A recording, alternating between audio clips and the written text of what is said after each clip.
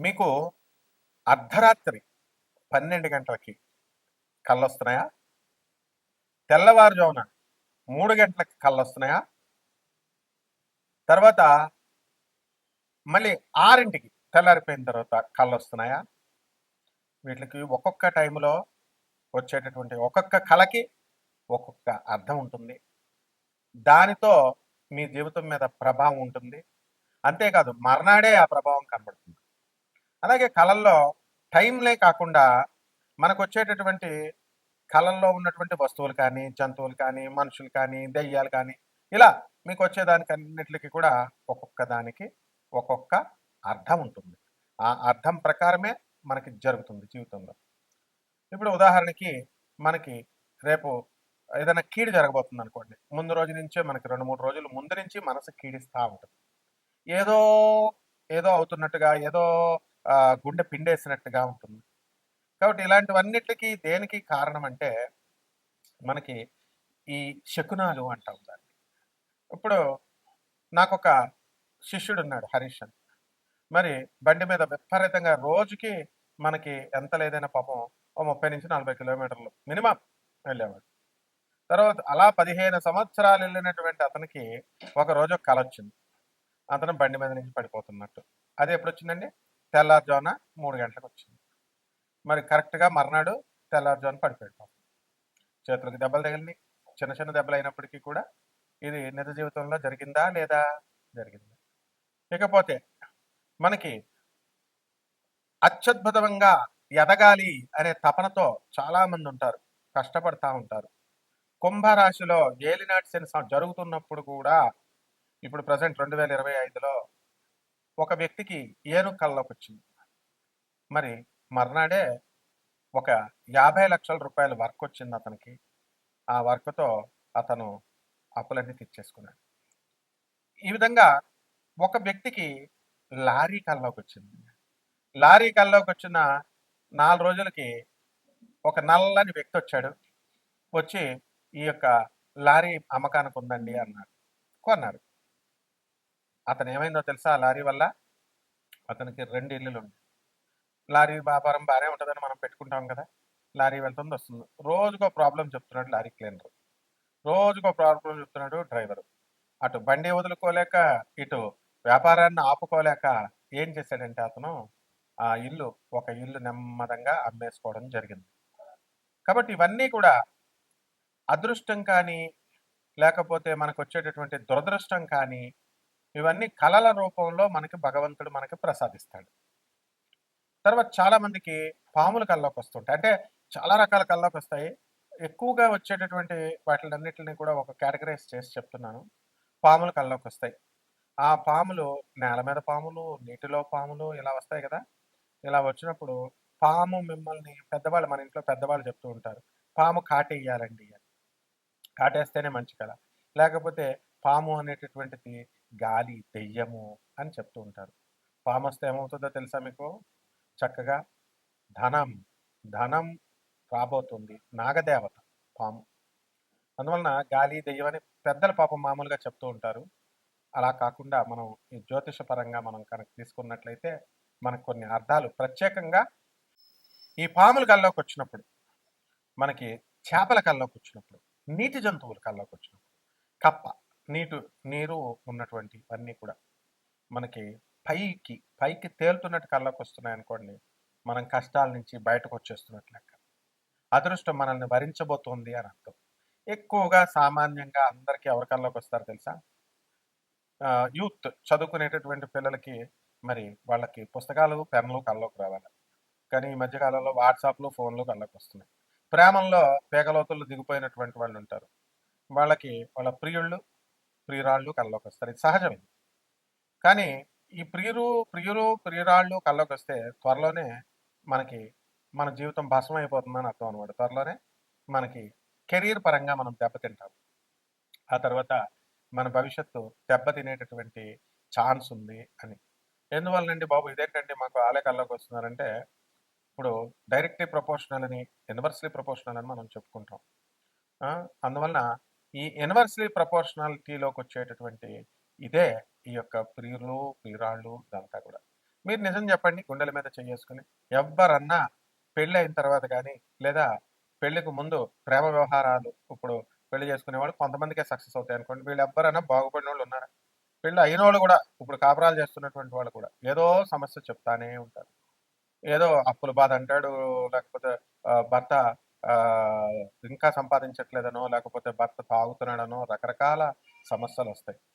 వీళ్ళందరికీ విచిత్రం ఏమిటని తెలుసా మీకు? అందరూ అసహించుకునేటటువంటి చాలా మంది ఇప్పుడు జనరేషన్ మారిందనుకోండి. కొంతమంది అసహించుకునే మందు బాటిల్ కల్లోకి వస్తే మనకి త్వరలో డబ్బు రాబోతుందని అర్థం. యూనివర్సల్ ప్రపోర్షనాలిటీ సూత్రం అది. సో ఈ విధంగా మనకి బంధువులు కల్లోకి వస్తున్నారు కళకళలాడుతూ. పెళ్ళి అవుతున్నట్టు కల్లోకి వస్తారు. పెళ్ళి అవుతున్నట్టు వస్తే చనిపోయినట్టు రావాలి, పెళ్ళి వస్తున్నట్టు వస్తే మంచిది కాదు అని అంటారు. పెళ్లి కూతురు, కొత్త పెళ్లి కూతురు కల్లోకి రావాలి. నీకు నువ్వే కల్లోకి వచ్చావు అనుకోండి, అబ్బా అద్భుతం అనమాట. ఆ తర్వాత త్వరలో కుడి కన్ను కొట్టుకోవడం అని ఉంటుంది. మనకి తెల్లవారుజామున కూడా మనకి కుడి కన్ను కొట్టుకోవడం, ఇవన్నీ కూడా మనకు కొంతమందికి అనుభవంలోకి వస్తాయి. ఇలా చాలా రకాలు. మర్రి చెట్టు, రావి చెట్టు, తర్వాత ఈ ఉమ్మెత్తు చెట్టు, ఇవి కల్లోకి రావాలి. ఇవి కల్లోకి వచ్చినప్పుడు మనకి ధనం రాబోతోంది అని అర్థం.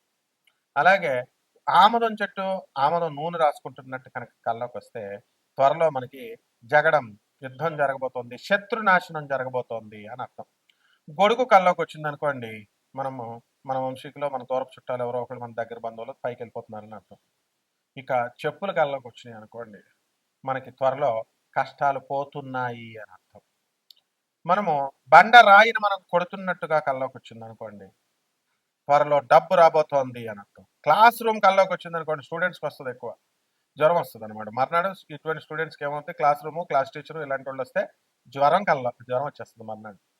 కానీ వాళ్ళ యొక్క భవిష్యత్తు ఆ కాంపిటేటివ్ ఎగ్జామ్లో ఏదైతే రాస్తున్నారో అటువంటి వాళ్ళకందరికీ కూడా జాబ్ రాబోతోంది అని. కాబట్టి ఏరోప్లేన్ ఎక్కినట్టు కల్లోకి వస్తే చాలా మంది పెద్దలు మన వాళ్ళు చెప్తారు ఇంకా పైకి వెళ్ళిపోతున్నట్టే అని. కాదు, విదేశాలకు వెళ్ళిపోతున్నారు అని అర్థం. ట్రైన్ కల్లోకి వచ్చింది అనుకోండి, మనకి త్వరలో మనం ఒక పొలం కొనబోతున్నాం అని అర్థం.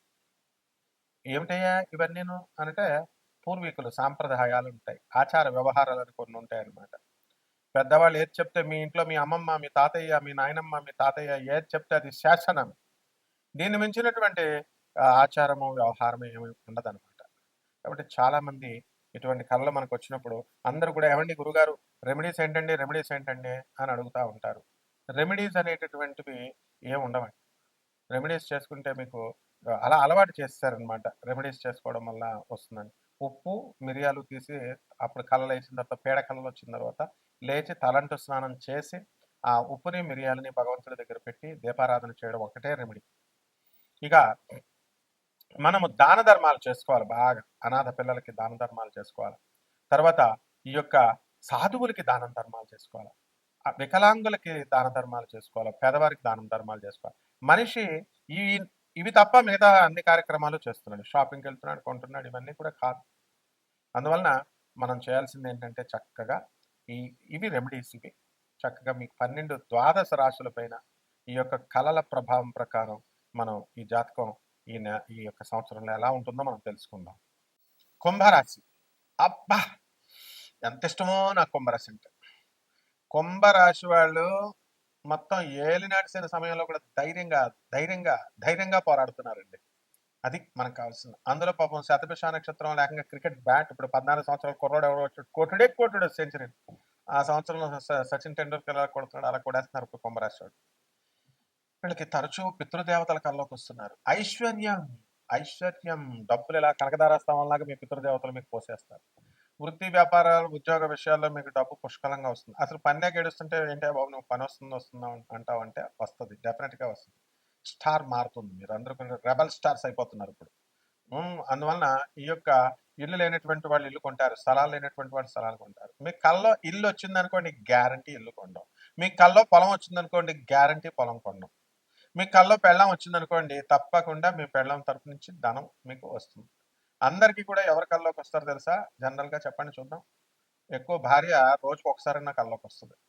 ఎందుకంటే ఎప్పుడైతే భార్య రోజు ఒక్కసారైనా కల్లోకి వస్తుందో అటువంటి వాడు అదృష్ట జాతకుడు అయిపోతాడు.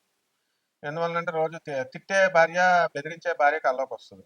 పాపం ప్రేమగా చూసుకొని నోరులేని భార్యలు ఏం కల్లోకొస్తారు? వాళ్ళు నెగ్లెక్ట్ చేస్తారు. అంతే కదా! కాబట్టి ఎవరైనా సరే స్మూత్‌గా ఉన్న వాళ్ళని పట్టించుకోం కదమ్మా మనం. కాబట్టి వేప చెట్టు కల్లోకొస్తే మీకు ఐశ్వర్యం. కుంభరాశి వేప చెట్టే ఈ నెలలో వస్తారు కల్లోకి సంవత్సరం అంతా కూడా. తెల్ల జిల్లేడు చెట్టు వస్తుంది. శివుడు ఐశ్వర్యం, ఈశ్వరాధిచ్చేత డబ్బులొచ్చేస్తాయి. శివాలయంకి వెళ్ళినట్టు వస్తుంది. శివాలయంకి వెళ్తే మీకు పనులన్నీ అడ్డంకు పనులన్నీ కూడా మీకు వదిలిపోతాయి. లైన్ క్లియర్ అయిపోతుంది. రాహు జన్మంలోకి వచ్చేసాడు. మిమ్మల్ని మీరు అనుమానించేసుకుంటా ఉంటారు. ఎవరిని నమ్మరు. ఎవరికి చెప్పినా సరే అంబక్ అంబక్ అనుకుంటా ఉంటారు అనమాట. కాబట్టి ఈ యొక్క కుంభరాశి వాళ్ళంతా కూడా తిరుగులేని వీరులు అయిపోతారు. సింహం కల్లోకి వస్తుంది కొంతమందికి. అటువంటి వాళ్ళకి ప్రమోషన్స్ రావడం జరుగుతుంది. ఏలినాటి శనిలో శనీశ్వరుడు ఏదో చేసేస్తాడు, మిమ్మల్ని నాశనం చేసేస్తాడని ఏదో సొల్లు కబుర్లు ఫేక్ ఆస్ట్రాలజర్స్ చెప్తారు. అలాంటివేమీ నమ్మకండి. శనీశ్వరుడు మిమ్మల్ని సంపూర్ణంగా అనుగ్రహిస్తాడు. ఏలినాటి సమయంలో కూడా మేలు చేస్తాడు. అందువల్ల ఎవరైతే కుళ్ళు బుద్ధులతో ఉంటారో, కంత్రి బుద్ధులతో ఉంటారో, కుళ్ళు కుతంత్రాలతో ఉంటారో అటువంటి వాళ్ళకి దెబ్బేసేస్తాడు శనీశ్వరుడు. అవసరమైతే పక్షవాతం కూడా ఇచ్చేస్తాడు. కావాల్సి నేను ఒక ఎగ్జాంపుల్ కూడా చెప్తాను. రౌడీ రాజ్యంలో నెంబర్ 1 హీరో కొత్త దాస్ అంటే పెద్ద పేరు యూసఫ్గూడలో పాపం పక్షవాతం వచ్చింది. అటువంటిప్పుడు వచ్చింది మాట కూడా పడిపోయింది. అప్పుడు పాపం నన్ను గురుగారు గురుగారు అంటూ ఉండేవాడు. అంకుల్ నువ్వు తిరుగు అంకుల్, అదే అమ్మవారి గుడి చుట్టూ ప్రదక్షిణాలు చేయి, మాట వస్తున్నాను. స్లోగా వచ్చేసింది. రామాబాయి గారే సాక్ష్యం అక్కడ మహంకాళి గుడి యూసఫ్గూడ బస్తీలో. ఇలా అన్ని ప్రత్యక్ష సాక్షులు ఉన్నారు మనకి. నేను చెప్పే ఇన్సిడెంట్స్ పేర్లు కూడా చెప్తున్నాం అంటే ఎందుకు మిమ్మల్ని ఎంకరేజ్ చేయాలని చెప్పి, మీకు మీకు జరిగినటువంటి ఇన్సిడెంట్స్ తెలియాలని. తర్వాత ఆ మహంకాళి గుడి చరిత్రనే అమ్మవారి మార్చాలని సునీత అని బొరబండ్లో ఒక అమ్మాయి ఉంటుంది. అక్కడ యూసఫ్గూడ బస్తీలో వాళ్ళ అమ్మగారు వాళ్ళ నాన్నగారు ఉంటే మరి అడిగితే మీరు ఈ యొక్క గుడిని మీరు మార్చలేరు సార్ అని అంది నన్ను, నా స్టూడెంట్ ఆ Sunitha. No, I will change it and I will show you అన్నాను. వెంటనే భక్తి కుముదం అని ఒక పత్రిక వచ్చేది. అందులో ఒక ఆర్టికల్ రాశాను. ఈ గుడి చుట్టూ 11 సార్లు తిరిగితే బ్రహ్మాండంగా వచ్చేస్తాను. వచ్చేసరి 15 లక్షలు డబ్బులు ఇచ్చారు. అందులో ఉన్న పూనకాల ఆవిడ ఒక ఆవిడ ఉండేది. ఆవిడేమో వాళ్ళతో అప్పులు తీసేసుకొని, నేనేమో కష్టపడి కస్టమర్లు పంపిస్తే ఆవిడేమో 15 లక్షలు వెండి పోగేసుకొని వాళ్ళ దగ్గర అప్పులు తీసుకొని ఆ వెండి తీసుకొని పారిపోయింది. ఏంటి అంతా చెప్పి వెళ్ళిపోయింది. ఆ వీధిలో వాళ్ళు ఎంత తెంగరోళ్ళు అంటే అయ్యి బాబు మాకు చేతపడి చేసేద్దే మాది అసలు ఆంధ్రదని చెప్పేసి 15 లక్షల రూపాయలు వదిలేశారు. మరి ఇలా చేయొచ్చా? మంచి పని చేస్తా అంటే ఇక్కడ చేంజ్ చేసామా లేదా? దేవతల యొక్క యశస్సుని, దేవతల యొక్క అదృష్టాన్ని మారుస్తాడు మూర్తి సార్ అని మా శిష్యులు ఆ రామాబాయి గారు అంటే, మాకు ధనలక్ష్మి అని ఉంటుంది యూసఫ్గూడలో ఉంది. మరి వీళ్ళందరూ అంటారంటే ప్రత్యక్ష నిదర్శనాలు ఆయన. వాళ్ళందరూ జీవితాల్లో చిన్నప్పుడు ఇప్పుడు అంతా పెద్దోళ్ళు అయిపోయారు, ముసలోళ్ళు కూడా అయిపోతున్నారు. కాబట్టి మీరు ఏం కంగారు పడకండి. కుంభరాశి వాళ్ళ అదృష్టవంతులు. మీకు అదృష్టం పట్టబోతుంది. కాకపోతే మీరు కళలు ట్రై చేయండి కొంచెం మార్చడానికి, మంచి మంచి కళలు రావడానికి. ఆవు కల్లోకి తెచ్చుకోండి.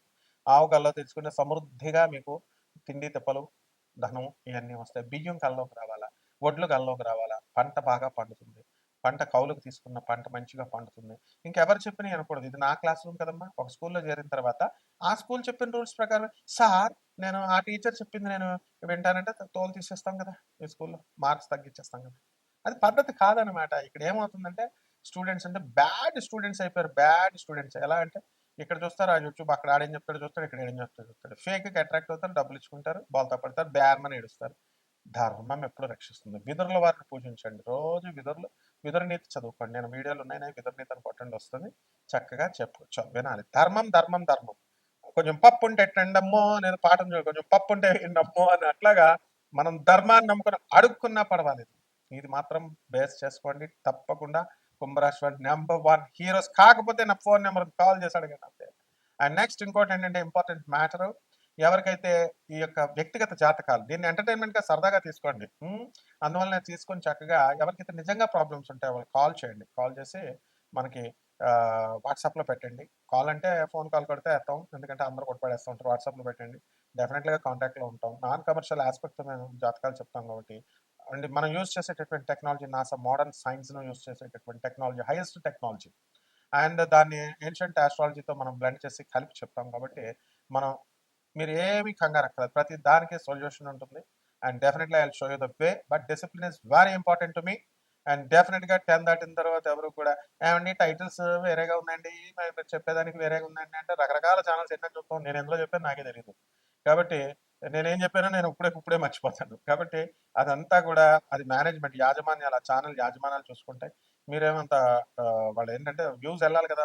ప్రజలు కూడా ఏం సొంతపూసలు కాదు. మీకు పోకిరి సినిమాలో చెప్తాడు చూడు ఆయన, రాముడు మంచి బాలుడని చూస్తారా, వాడు మర్డర్ చేశాడని టక్మని చూస్తారు. అందుకని వాళ్ళు అలా పెడతా ఉంటారు. దాన్ని తప్పుగా పట్టుకోకండి, ఎంజాయ్ చేయండి. అండ్ నెక్స్ట్ థింగ్ ఏంటంటే కామెంట్స్ ఆఫ్ చేశారని కూడా మీరు ఏమి ఎవరిని ఏమనక్కర్లేదు. ఫేక్ ఆస్ట్రాలజిస్ట్ మీ దగ్గర ఎవరైతే డబ్బులు దుబ్బేశారో, ఎవరైతే లక్షలు కొట్టేశారో అటువంటి వాళ్ళని వదలకండి. వెనకాల తోలు తీసేయండి. మీరు కల్లోకి రావాలా. మీకు అందరికీ జంతువులు ఆ జంతువులు ఈ జంతువులు కల్లా కాదు. మేము పెద్ద దేవుడు పియ్యాలం, మేము పెద్ద బ్రహ్మలం, మేము జ్యోతిష్కులం, మేము చాలా గొప్పవాళ్ళం అనుకునే వాళ్ళకి కళ్ళు మూసుకుంటే మీరు కల్లోకి రావాలా. అలా చేయగలిగితే అలా చెప్పండి. లేదు మాకు సలహాలు ఇవ్వాలి అని కూడా కొంతమందికి ఉంటారు కదా. అలాంటి వాళ్ళు రండి, వచ్చి వీడియోలు చెప్పండి, వాళ్ళని తిట్టండి, ఫేక్ ఆస్ట్రాలజర్స్ని తిట్టండి. వాళ్ళు కేసులు వేస్తే వేయించుకోవాలి. మీరు కూడా వాళ్ళ మీద కేసులు వేసుకోండి. కుస్తీ పోటీలు, కుస్తీ ఫైటింగ్లు అంత ఈజీ కాదమ్మా. నేను తిట్టి తిట్టి తిట్టి సొసైటీని రిఫార్మ్ చేసుకుంటూ వచ్చాను. ముల్లపూడి సత్యనారాయణ మూర్తి అని కొట్టండి నాకు ఫోన్ చేయాలనుకున్నప్పుడు, ఎవరైతే సలహాలు ఇవ్వాలనుకుంటున్నారో. అప్పుడు మీకు అర్థమవుతుంది మన కృషి ఏంటో. పెద్ద పెద్ద హేమీలే ముల్లపూడి అనగానే జడుచుకు చేస్తారు. ముల్లపూడి హరీష్ చంద్ర ప్రసాద్ తెలుసు కదా, ఆంధ్ర షుగర్స్, అది అన్నమాట. అందువలన ఇవన్నీ జాగ్రత్తగా చూసుకోండి. జాగ్రత్తగా అవతల సలహాలు ఇచ్చేటప్పుడు ఆయన పంతులు గారా, ఈయన ప్రొఫెసరా, లేకపోతే ఈయన ఫ్యామిలీ స్టేటస్ ఏంటి, అవన్నీ చూసుకోవాలమ్మా. ఇందాన మా తాతగారు ఆంధ్ర బిర్ల, కాబట్టి పెట్టడమే తెలుసు కానీ మాకు తీసుకోవడం రాదు. ఊరికి కాదు, ఆయన మొత్తం ప్రపంచాన్ని మన అందరికీ తాత అనమాట. ఆయన ముల్లపూడి హరిశ్చంద్ర ప్రసాద్. జాగ్రత్త చేసుకోండి. ఓకే, శుభమస్తు.